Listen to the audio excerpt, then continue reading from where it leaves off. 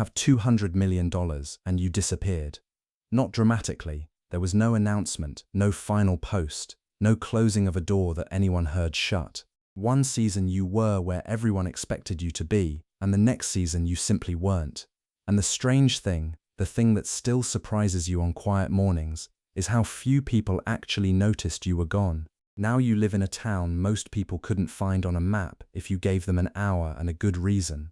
The man behind the counter at the hardware store calls you by a first name, and he has no idea it isn't the one that used to live in other people's mouths, in headlines, in the mild, distant gossip of people who once thought they knew you. You buy your screws. You buy your coffee black in a paper cup that goes soft in your hand by the time you reach the truck. You drive home on a road with no traffic on it, past a field that belongs to no one you know, and nobody knows where you went because nobody anymore is looking. Let me show you why a person walks away from the noise on purpose, and what $200 million actually buys you the day you finally stop spending it on being seen. Everybody assumes wealth wants an audience, that the entire point of the number is to be known for the number, that somewhere at the top of the climb there's a version of you standing in a bright room while people finally, publicly, understand what you built, the applause you were always secretly working toward, even when you told yourself you weren't. But there's a quieter version of the whole thing, and once you've tasted that version, you genuinely cannot go back to the loud one. It isn't a discipline you maintain through willpower, it's more like a taste you lose, the way certain foods you loved as a teenager become unbearable at 40. The applause used to sound like proof, now it just sounds like noise with your name attached to it. The point was never to be seen having it. The point was to never have to think about it again, to walk through a hardware store, a gas station, a diner, without a single transaction in your head about what anyone else might be calculating about you. And being seen, and being free, pull in exactly opposite directions. Every dollar you spend on visibility is a dollar spent buying yourself more scrutiny. So at some point, standing in a life that was getting louder every year, even as the number got larger, you had to choose, and you chose the disappearing. Visibility, it turns out, is just a tax, not a metaphorical one, an actual, ongoing cost paid in attention, in requests, in the low hum of other people's opinions about your choices, and it's the one tax on earth you're actually legally completely allowed to simply stop paying. Almost nobody realizes that. They spend the first half of their lives trying to become visible enough to matter, and then the money, when it finally arrives, becomes one more platform to be visible from. A louder car, a bigger house on a street where the neighbors are keeping the exact same score you are. They win the game and stay inside it, forever, because winning the game was the only ending they'd ever imagined. You won the game, and then you did something almost nobody in your position does. You looked at the field, and the trophy, and the crowd still watching, and you walked straight off it, and you kept walking until the stadium was a rumor behind you. It was built out of things nobody photographs. That's important to say, because the fantasy always skips this part. Skips straight to the disappearing, as if the disappearing were the whole story, as if you could simply decide to vanish and the money would follow you into the quiet. It doesn't work that way. The quiet has to be paid for first, in years, in unglamorous decisions nobody will ever put in a highlight reel. The first real piece was a pest control company in a Sunbelt suburb, the kind of place with a strip mall on every corner and a heat that sits on your shoulders like a hand. $290,000, most of it borrowed, back when that number could still keep you awake at 2 in the morning doing the math on napkins. It came with a route map faded soft at the folds, 7 trucks that had all seen better decades, and a man named Gary, late 50s, sunburned across the back of his neck in a permanent line, who'd built the thing over 26 years and wanted, more than he wanted top dollar, to go fishing while he still had the knees for it. He walked you through every account personally. He knew which houses had dogs, which ones had kids who'd asked to hold the sprayer, which ones called at the first sign of a single ant, and which ones waited until the walls were moving.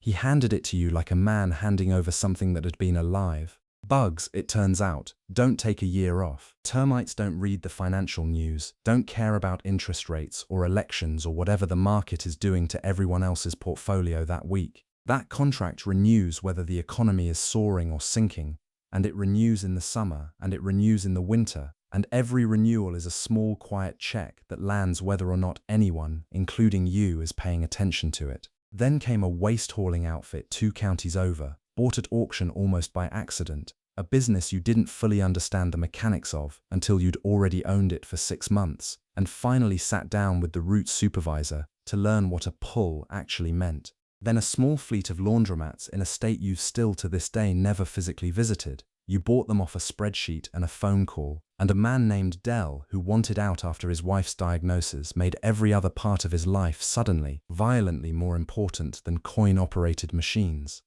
You wired the money. You never met him in person. You still think about that sometimes, how much of your fortune was built on transactions with people whose faces you've never seen, whose full stories you'll never know, who handed you a piece of their life's work over a phone line and trusted the wire would clear. Then a self-storage facility off a highway exit, bought for the same boring reason you bought everything, because people always need somewhere to put their things, and that need does not check the headlines before deciding to exist. You drove out there yourself the first winter, in a coat that wasn't warm enough, to fix a gate latch that kept freezing shut because you couldn't yet justify paying someone $80 to do something you could do with a wrench and 45 cold minutes. None of it looked like wealth. That was the whole point, though you didn't fully understand it yet, not in the moment, not while you were still standing in a parking lot, in the cold, with a wrench in your hand, wondering if any of this would ever add up to anything real. Each piece was a small, dull engine, unglamorous, unremarkable. The kind of business a person at a party would politely change the subject away from. The kind of thing that makes people's eyes go soft and distant when you mention it, searching for the next thing to say. And dull engines, the kind nobody ever photographs, ran quietly in the background for years. Through recessions, through elections, through every loud thing the world did to distract everyone else from what actually compounds, while the number in the account climbed, slowly and then not so slowly, toward $200 million.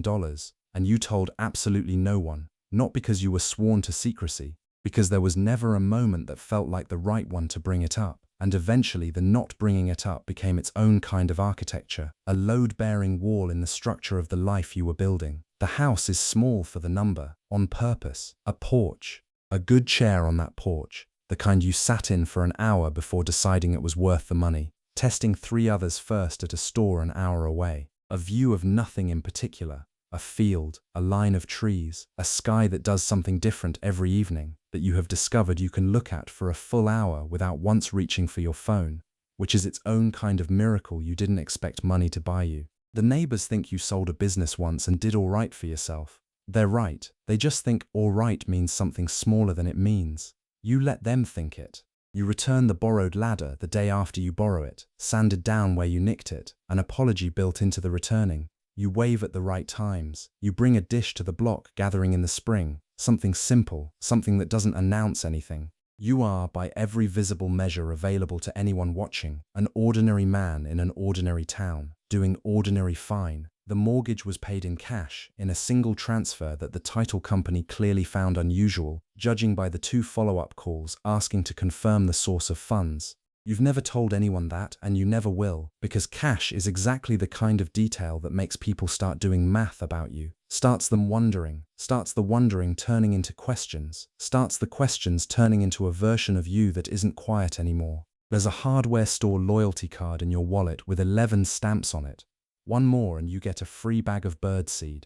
You are genuinely, quietly looking forward to the birdseed. This is not a joke you're telling yourself to seem relatable. This is the actual, unglamorous texture of the life the money bought. And it took you $200 million and a full disappearance to understand that this, the loyalty card, the porch, the 11th stamp, was the thing you were buying the entire time, underneath every business, every wire transfer, every cold night with a wrench. There's a younger man in the hardware store most Saturdays, always rushing, always on the phone about a deal, a launch, a thing that is about to be very, very big, if only the right people would move a little faster. He wears the watch before the watch is earned. You noticed that the first time, the way it sat a little too new on his wrist, a little too eager to be seen. He talks about his time like it's already worth what he needs it to be worth, narrating his own importance to whoever's on the other end of the call, loud enough that half the aisle can hear the shape of his ambition, even if they can't make out the words. And you recognize him completely, down to the specific frequency of the energy coming off him, the particular way his shoulders sit forward like he's leaning into a future that hasn't arrived yet. Because he is you, 19 years and exactly 1 decision ago. You remember that exact watch. You remember buying one just like it, a full size too flashy, the week after a deal that wasn't nearly as big as you told people it was. You could tell him, You could stop him by the brass fittings in aisle 7, wait for a pause in his call and say, "The noise you are chasing right now is the exact thing I paid $200 million to walk away from. The room you're trying to get into is the room I spent a fortune escaping." You could hand him 19 years of hard-won understanding in a single clean sentence, save him a decade of the specific exhaustion you remember in your bones.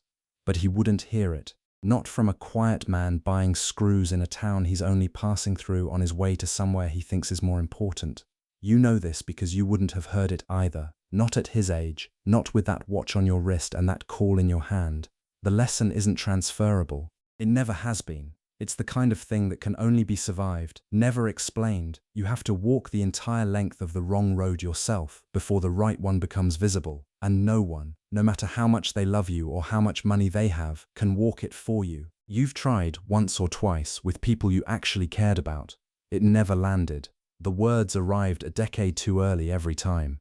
So you let him rush past, cart squeaking, still narrating his own arrival to someone who isn't in the store. And you feel it, that specific ache of knowing precisely where that road goes, of having a map you're not allowed to hand anyone, of standing 3 feet from a version of yourself you could save, and choosing, instead, to buy your screws and leave. You say nothing, because nothing is the only thing he can actually receive right now. And you pay for your screws and your coffee, and you drive home in your quiet disguise.